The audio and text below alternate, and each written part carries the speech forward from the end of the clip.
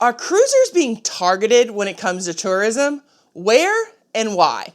Ahoy travelers, it's Amy here with your weekly Cruise News Roundup and my thoughts on some of the biggest stories of the week. It seems like more and more we're hearing stories about port towns where various legislation is being proposed and introduced to either ban or severely limit cruise ships in those towns. These are almost all tourist towns, so why are cruise ships being targeted? Why the hate for cruisers? This week we saw two stories of new port towns looking to turn cruisers away, but they are not the first. Towns dotting the U.S. shores have been making waves when it comes to the various issues surrounding being a cruise port. Making waves. That was an intentional pun. Punny, I know. This is all being ostensibly done because of concerns over pollution, traffic, and then just the overwhelming amount of tourists that large cruise ships can bring to a town. Last year saw Juneau, Alaska voting to limit the number of cruise ships visiting each day to 5, which honestly sounds reasonable to me.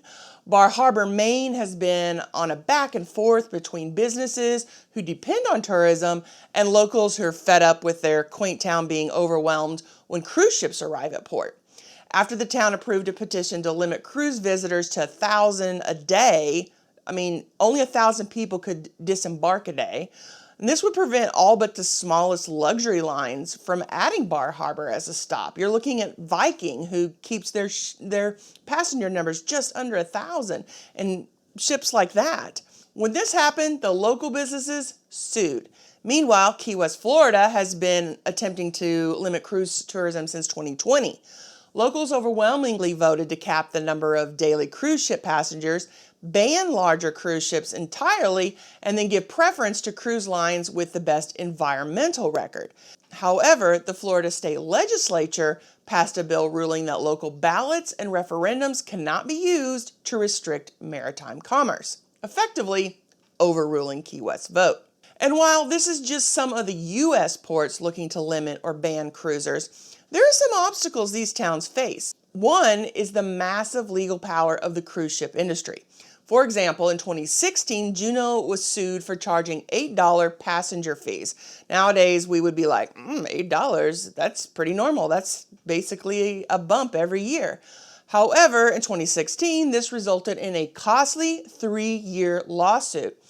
Another problem for U.S. port cities is that many anchorages and piers used by cruise ships actually fall under federal jurisdiction, meaning that local governments are legally limited in how they can restrict their comings and goings.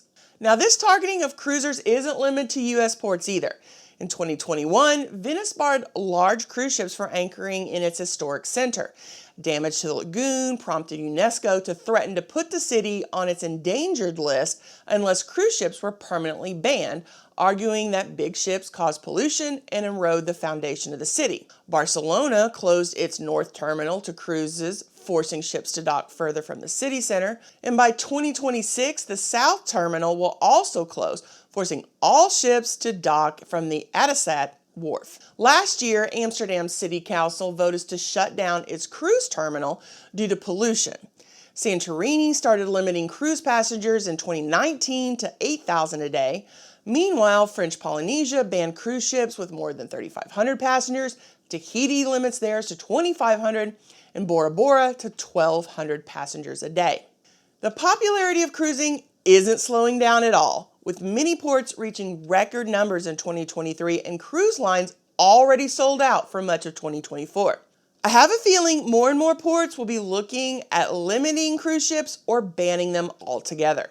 The latest in this attack on cruising might shock you, but before we dig into that, if you enjoy this video and maybe even learn something, consider subscribing with the notification bell on so you don't miss out on any future posts. We have 2 new port towns looking to limit cruising, and the last one might shock you. But first, Portland. Not Portland, Oregon, or Portland, Maine. Nope, Portland in the UK. While a record-breaking 2023 season has meant an economic boon for businesses in Portland, it's also brought on issues for locals, especially when it comes to traffic.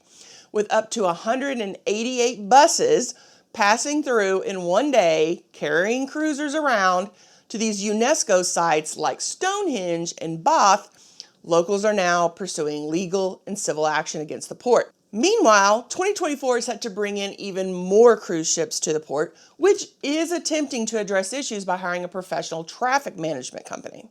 Now, anyone who has driven to their cruise knows how busy it can be around a cruise port.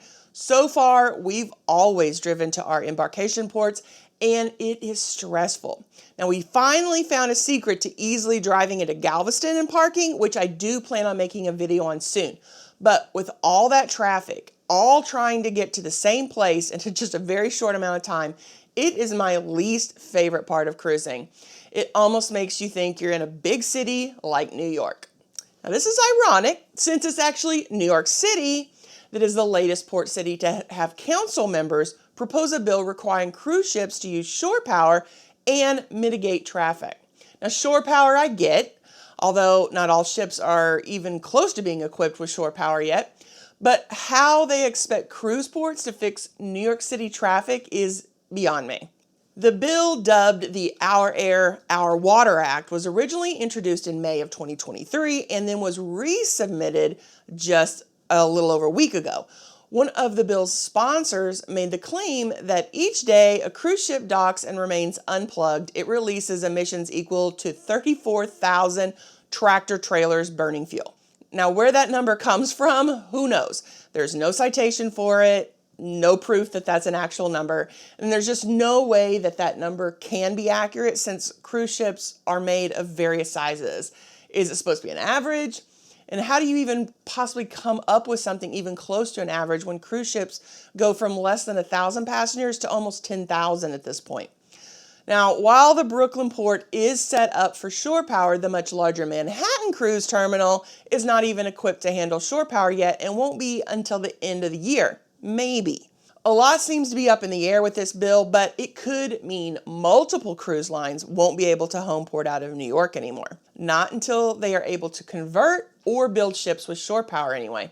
While CLIA, the Cruise Line International Association, has a goal of converting to shore power by 2035, that is just a goal, and it's one that not all ships and lines will be able to make. What do you think about ports looking to limit cruise tourism? Is it reasonable? This is a hard one for me. Now, I live in a small town. Actually, I live in the country outside of a small town. And when I say small, we're talking a population of just a couple thousand. The nearest city is 90 miles away. And I would hate it if my small town was overrun by tourists. I can't imagine my area being overrun by 5 cruise ships worth of tourists every few days. However, you can't tell me that the people who live in a port town ever experience small town life.